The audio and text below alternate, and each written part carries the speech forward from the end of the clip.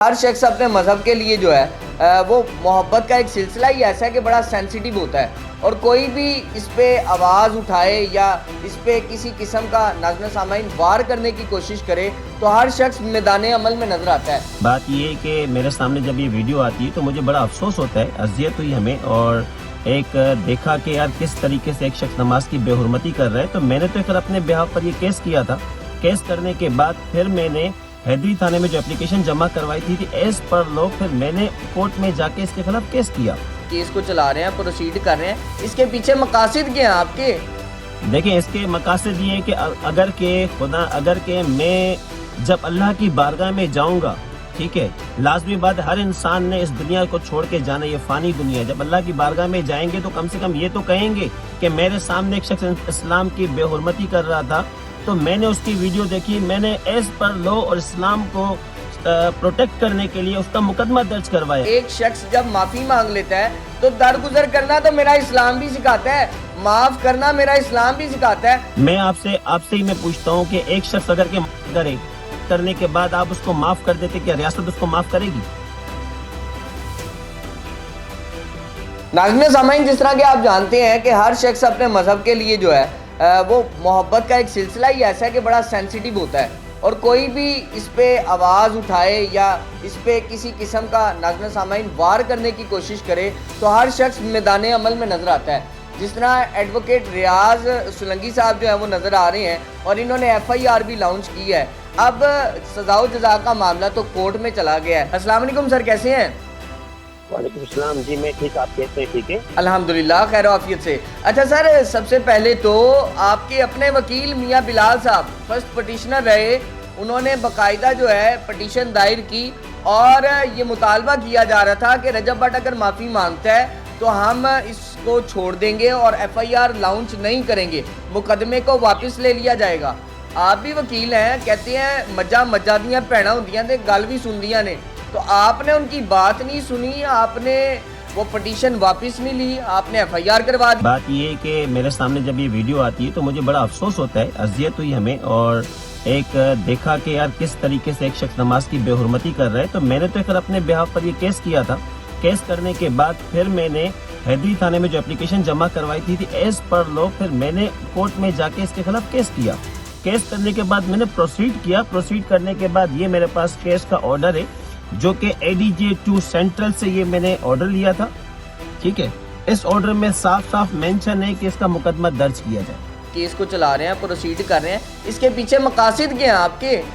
देखिए, इसके मकासद ये है कि अगर के मैं जब अल्लाह की बारगाह में जाऊंगा, ठीक है, लाजमी बात, हर इंसान ने इस दुनिया को छोड़ के जाना, ये फानी दुनिया है। जब अल्लाह की बारगाह में जाएंगे तो कम से कम ये तो कहेंगे कि मेरे सामने एक शख्स इस्लाम की बेहुरमती कर रहा था, तो मैंने उसकी वीडियो देखी, मैंने एज पर लॉ और इस्लाम को प्रोटेक्ट करने के लिए उसका मुकदमा दर्ज करवाया। मैंने अपने अल्लाह को जान देनी, मुझे फेम हासिल करने की जरूरत नहीं है, वकील को फेम हासिल करने की जरूरत नहीं है। एक शख्स जब माफी मांग लेता है तो दरगुजर करना तो मेरा इस्लाम भी सिखाता है, माफ करना मेरा इस्लाम भी सिखाता है। ये तालीमात नहीं पढ़ी, ये भी तो उसने जान रख के आप माफ कर सकते थे, आप वापिस ले सकते थे पटिशन।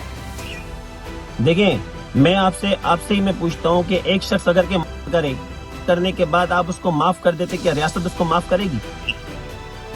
मेरा ख्याल नहीं करेगी ना, क्योंकि उसने ऑफेंस तो किया ना। अब इसने माफी मांगी, माफी मांगने के बाद इसने एडमिट किया है कि ये इसने ऑफेंस किया है।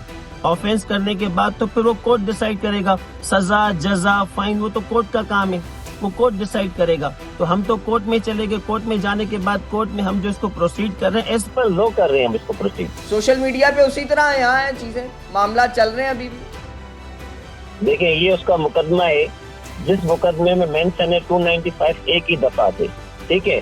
मैं इस शख्स को इश्तियारी करवाऊंगा, इश्तियारी करवाने के बाद इसको गिरफ्तार भी करवाऊंगा और गिरफ्तार करवाने। आप कराची बैठे हैं, हजूरे वाला वो लाहौर में है, गिरफ्तार कैसे करवाएंगे? यहाँ से हम टीम लेकर आएंगे, वहाँ पर टीम लेकर आने के बाद इन्वेस्टिगेशन की टीम पूरी यहाँ से आएगी पंजाब आने के बाद इसको इसके घर से गिरफ्तार करेंगे हम लोग।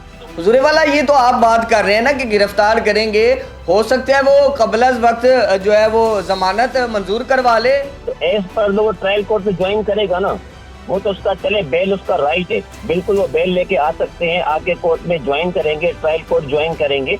ट्रायल कोर्ट में ज्वाइन करने के बाद जब ट्रायल चलेगा, ट्रायल चलने के बाद हमारी कोशिश ये होगी कि हम इसको सजा दिलाएंगे। आपके तवज्जुह से मैं मैसेज देना चाहूंगा उन तमाम लोगों को जिन जिन की वीडियोस हमारे सामने आएगी हम उनके खिलाफ मुकदमा करेंगे और हमारी पूरी टीम रेडी है इसके लिए।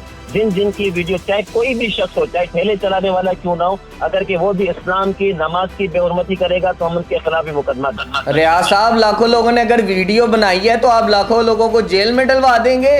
मेरी बात सुने, बात ये है कि लाखों लोगों ने, अब जो वीडियोस हमारे सामने आएंगे हम उसको तो करेंगे, हम उनके खिलाफ तो मुकदमा करेंगे। अच्छा मुझे ये बताएं अभी प्रेशर कितना है? एक प्रेसिडेंट बनाना चाहते हैं, आइंदा कोई भी शख्स इस्लाम की बेहुरमती ना करे, उसको सबक मिले कि रजब भट्ट के साथ जब ये हो सकता है तो हमारे साथ भी हो सकता है।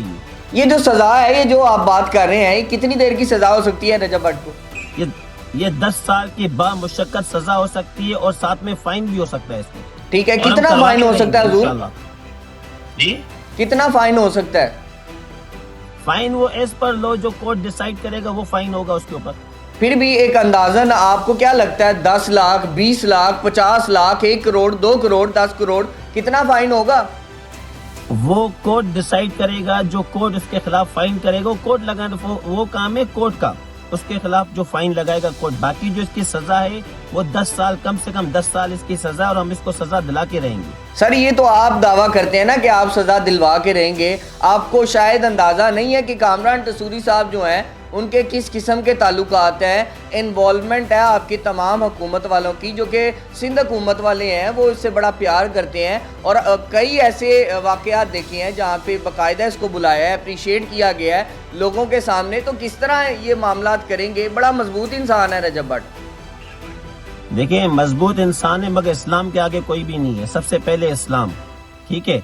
और अगर के इसने जो ये ऑफेंस किया है इसको सजा मिलेगी। कामरान तसूरी साहब का आप नाम ले रहे हैं, कामरान तसूरी साहब इसके बिल्कुल करीबी हैं, बिल्कुल होंगे, ठीक है। लेकिन कोर्ट इस चीज को नहीं जानती, कोर्ट सिर्फ ये देखती है सजा, जजा, फाइन, एज पर लो कोर्ट काम करता है। रियाज साहब ये बताइएगा, आपको कोई ऑफर्स हो रही हैं पैसों के हवाले से कि आप केस को छोड़ दें? देखें, बात ये है कि बिल्कुल ऑफर्स भी हुई है हमें। कितने करोड़ की ऑफर हुई है आपको? जुरे वाला बताइएगा।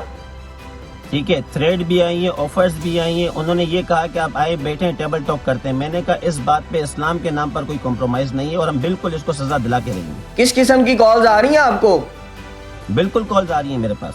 कितनी आ रही हैं? कोई एक आई है, 2 आई है, या बहुत सारे लोग जो है मुख्तलिफ जगहों से आपको कॉल्स करते दिखाई दे रहे हैं? क्या मामला है? 10 से ज्यादा कॉल्स आई हैं। 10 से ज्यादा कॉल्स आ रही हैं। क्या चाहते हैं वो?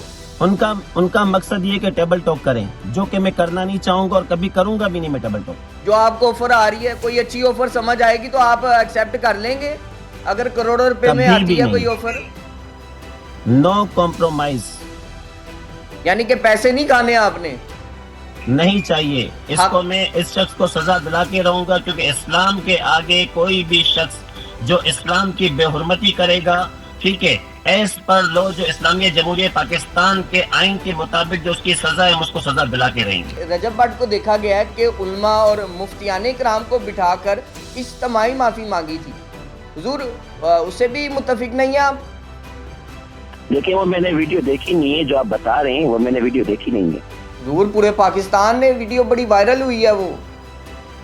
तो मैंने वो वीडियो नहीं देखी और ना ही मुझे इस बारे में कुछ पता है।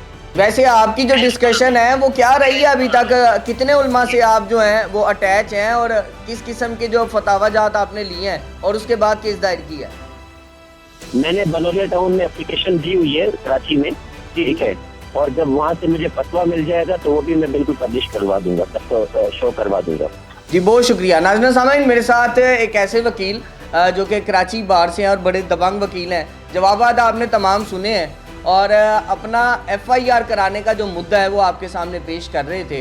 इसी के साथ आप भी अपनी राय का इज़हार कमेंट सेक्शन में कीजिएगा। अपने मेज़बान मोहम्मद अशरफ को दीजिए इजाज़त। मुलाकात करूँगा अगले प्रोग्राम में अल्लाह ने के बाद।